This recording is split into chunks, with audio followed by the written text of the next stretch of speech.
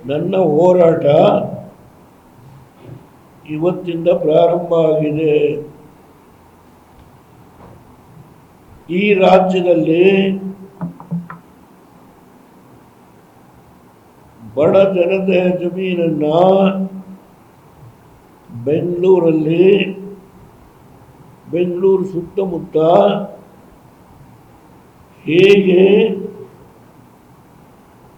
ಇವತ್ತು ಅಕ್ರಮ ನಡೆದಿದೆ ಅನ್ನೋದನ್ನು 3 ಜಡ್ಜ್ಮೆಂಟು ಹೈಕೋರ್ಟ್ನವರು ಏನು ಕೊಟ್ಟಿದ್ದಾರೆ,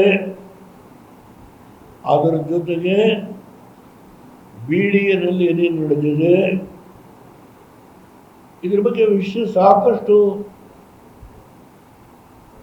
ಮಾಹಿತಿ ನಾನು ಸಂಗ್ರಹಣೆ ಮಾಡಿ ಮುಖ್ಯಮಂತ್ರಿಗಳಿಗೆ ಮತ್ತೊಂದು ಪತ್ರವನ್ನು ಬರೀತೇನೆ. ಅವ್ರನ್ನ ವಿನಂತಿ ಮಾಡ್ತೇನೆ, ಅವರು ಬಡವರ ಪರವಾಗಿ ನಾನು ಅಹಿಂದ ಅನ್ನೋ ಮಾತನ್ನು ಬಳಸಕ್ಕೆ ಹೋಗಲ್ಲ. ಅಲ್ಪಸಂಖ್ಯಾತರು, ಹಿಂದುಳಿದವರು, ದಲಿತರು ಎಲ್ಲ ಸಮುದಾಯ ಬರುತ್ತೆ. ದಲಿತರು ಅಂದರೆ ಬರೀ ನಮ್ಮ ಲೆಫ್ಟ್ ಹ್ಯಾಂಡು ರೈಟ್ ಹ್ಯಾಂಡು ಅಂತ ಎಲ್ಲ ಸಮಾಜ ಬರುತ್ತೆ. ಪ್ರತಿಯೊಂದು ಸಮಾಜ ಇದೆ, 100 ಸಮಾಜ ಇದೆ. ಅವಳ ಹೆಸರು ಹೇಳಬಹುದು ನಾನು. ದಯಮಾಡಿ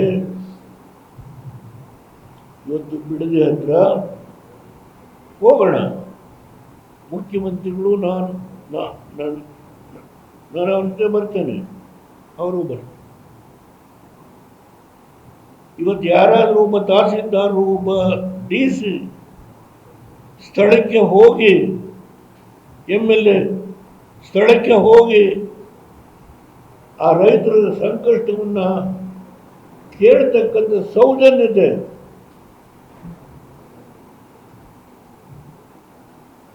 ಯಾರಾದರೂ ಮಾತಾಡಿದ್ರೆ ಅರೆಸ್ಟ್ ಮಾಡ್ತೀವಿ, ನಿಮ್ಮನ್ನು ಒಳಗಾಗ್ತೀವಿ, ಬಿ ಕೇರ್ಫುಲ್. ಪೊಲೀಸ್ ನಮ್ಮ ಕೈಲಿದೆ. ಈ ಥ್ರೆಟನಿಂಗು ಅವಲ 65 ವರ್ಷ 1962 ನಾನು ಅಸೆಂಬ್ಲಿಗೆ ಎಂಟ್ರೆ. ಈಗ 2026 ಸುದೀರ್ಘ ರಾಜಕಾರಣ, ಬರೀ ಹೋರಾಟ. ಸಿದ್ದರಾಮಯ್ಯರಿಗೆ ಗೊತ್ತಿದೆ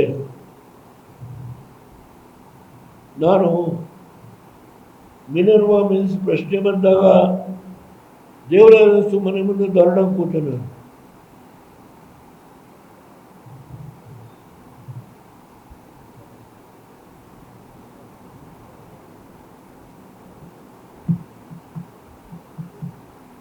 SM ಕೃಷ್ಣ ಅವ್ರ ಮನೆ ಮುಂದೆ ಧರಣ ಹೋಗ್ಬೇಕು ಅಂದಾಗ ನಾನು ಅಡ್ಡಗಟ್ಟಿದ್ದೀನಿ. ಅದು ಒಂದು ದೊಡ್ಡ ಇತಿಹಾಸ. ಕೊನೆಗೆ ಪೊಲೀಸ್ ಅಧಿಕಾರಿಗಳು ಅಲ್ಲಿ ಮಾತಾಡಿ, ಇಲ್ಲಿ ಮಾತಾಡಿ, ಅಲ್ಲಿ ಮಾತಾಡಿ, ನಾನೇನು ಹೇಳಿದ್ದೆ ಅದನ್ನು ಆ ಆರ್ಡರ್ ಜಾರಿ ಕೊಟ್ಟರು. ನಾನು ಹಿಂದಕ್ಕೆ ಹೋಗಿಲ್ಲ. ಒಂದು ಕಾಲದಲ್ಲಿ ಯಡಿಯೂರಪ್ಪನ ಮನೆ ಮುಂದೆ ನಾನು ಧರಣ ಕೂತಿದ್ದೇನೆ. ನನ್ನ ಕಾಲದಲ್ಲಿ ನನ್ನ ಸ್ನೇಹಿತರು ಸಿದ್ದರಾಮಯ್ಯ, ನಾನು ಆ ಮಟ್ಟಕ್ಕೆ ಹೋಗೋದಿಲ್ಲ.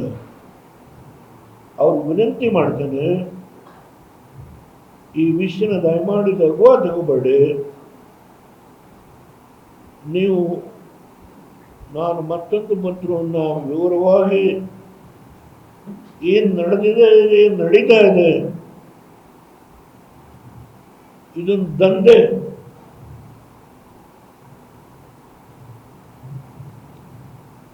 ಇದು